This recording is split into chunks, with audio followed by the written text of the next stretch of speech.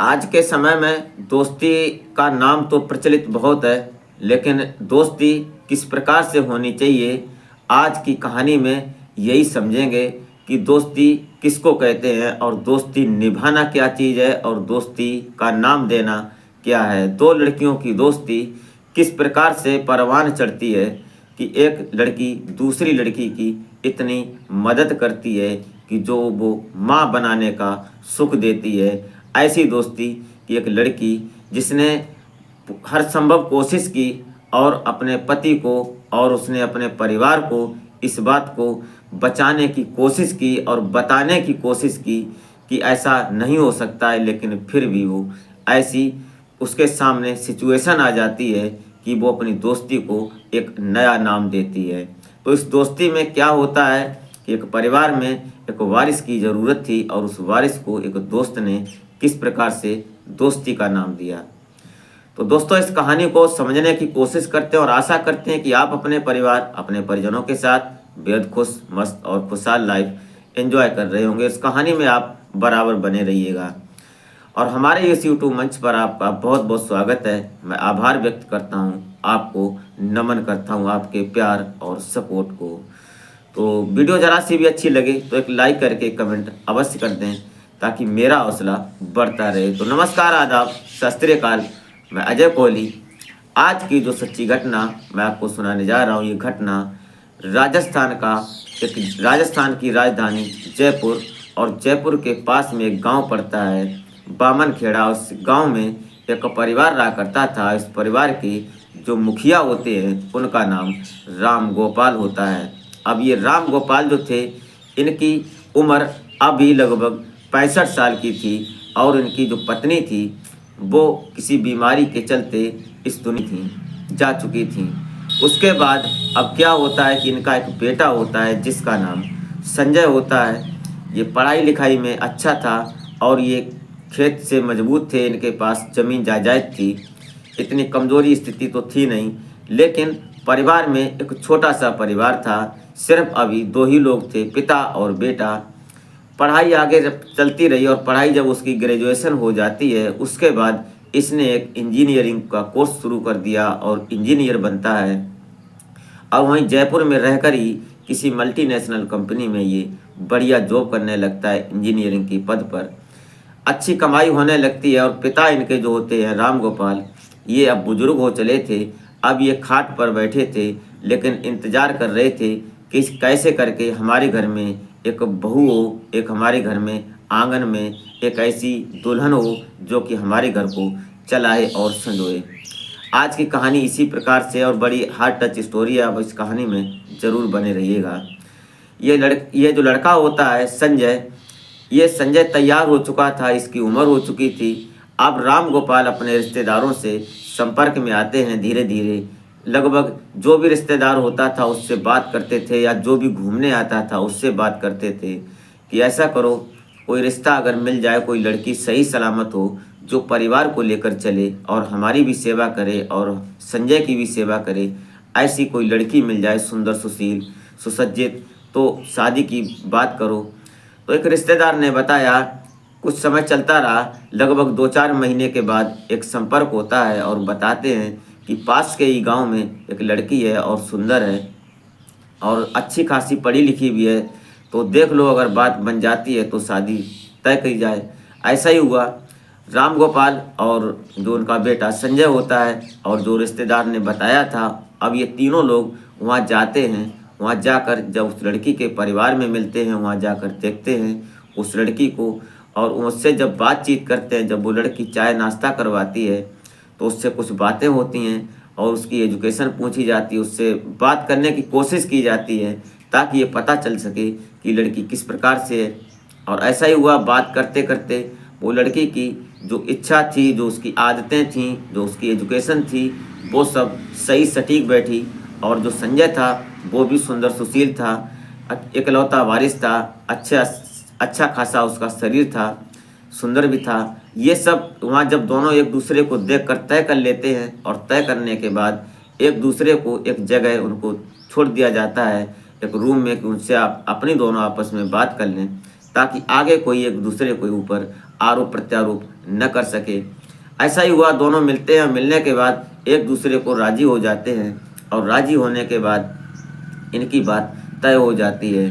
जब राम गोपाल वहाँ से चलते हैं तो उस लड़की को, जिसका नाम लक्ष्मी होता है, उसको नज़र के तौर पर जो रस्में रिवाज होती हैं, उन्होंने उसे आज अपनी बहू स्वीकार कर लिया था और उसको कुछ पैसे देते हैं और वहाँ से उसको जब वापस आते हैं अपने घर, आने के बाद अपनी शादी की तैयारियां शुरू कर देते हैं। और धीरे धीरे करके लगभग 2 महीने के बाद जो तय तारीख होती है पंडित से निकलवाई हुई, उस तय तारीख में संजय और लक्ष्मी की शादी कर दी जाती है। शादी हो जाती है, खुशहाल होकर लक्ष्मी अपने ससुराल आती है और ससुराल में सिर्फ अब लक्ष्मी को मिलाकर 3 ही लोग थे। उस दिन जो कुछ रिश्तेदार थे, उन रिश्तेदारों की आवभगत होती है, 1-2 दिन रहते हैं, उसके बाद सभी लोग अपने अपने घर चले जाते हैं। समय आगे बढ़ने लगता है, लगभग 2 महीने का वक्त गुजर जाता है और ये धीरे धीरे चलता रहता है। राम गोपाल की ये इच्छा थी कि हमारे घर में एक पोता हो, जो कि हमारे घर में किलकारी गूंजे और मैं उस पोते से खेलूं और हमारी बहू हमसे ये पूछे कि पिताजी खाना खाया, पानी पिया, जो भी है वो हमसे पूछे, हमसे बात करे। ऐसा उसका विचार था। और जो संजय होता है, वो पास में ही कंपनी थी, वहाँ पर जॉब करता था, तो शाम को आ जाता था, कभी कभी वहीं रुक जाता था, लगभग 1-1 हफ्ते तक वो रुक जाता था, काम में व्यस्त रहता था। रात को ही कभी कभी टाइम देता था लक्ष्मी को। समय आगे बढ़ता रहा, लगभग 6 महीने का वक्त गुजर जाता है। तब जाकर उसको ऐसा महसूस होता है कि लक्ष्मी एक दिन संजय को बोलती है कि तुम अपना चेकअप करवाओ, शायद तुम में कोई कमी तो नहीं, कि मेरे पास बच्चा नहीं है और ये हमारी इच्छा है। और एक हर महिला की, एक विवाहित महिला की ये इच्छा होती है कि वो माँ बने और माँ बनने का सुख उसको प्राप्त हो। ये सब चल रहा था, लगभग 8-9 महीने गुजर जाते हैं, उसको बच्चा नहीं हुआ। एक दिन लक्ष्मी ज़बरदस्ती करके उसको डॉक्टर के पास ले जाती है और उसका टेस्ट वगैरह करवाती है। उसका टेस्ट में और उसके बाद वो अपना भी टेस्ट करवाती है।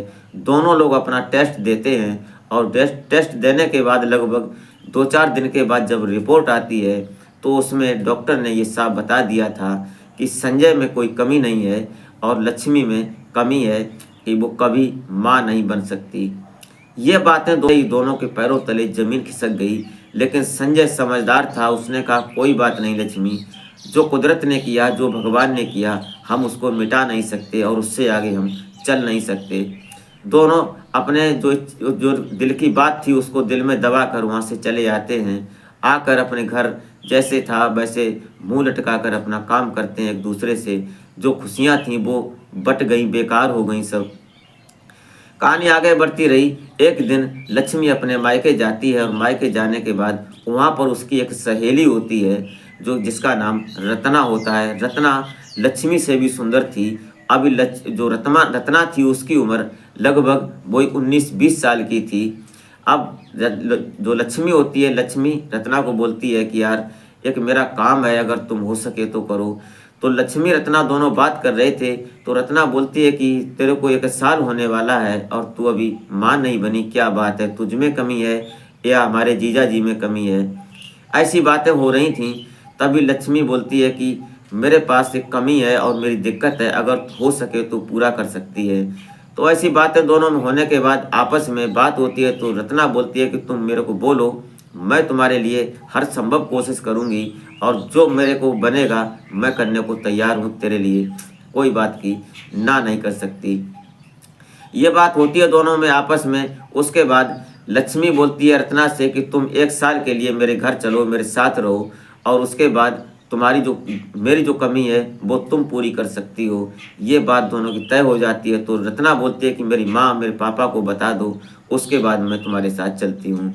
ऐसा ही हुआ, लक्ष्मी ने उनके माता पिता को बताया और उन्होंने कहा कि मैं 1 साल के लिए रत्ना को अपने साथ लेकर जाऊंगी, मुझे कुछ परेशानी है, उसमें ये मेरी मदद करेगी और उसके बाद मैं तुम्हारी रत्ना को वापस तुम्हारे घर छोड़ दूंगी सुरक्षित।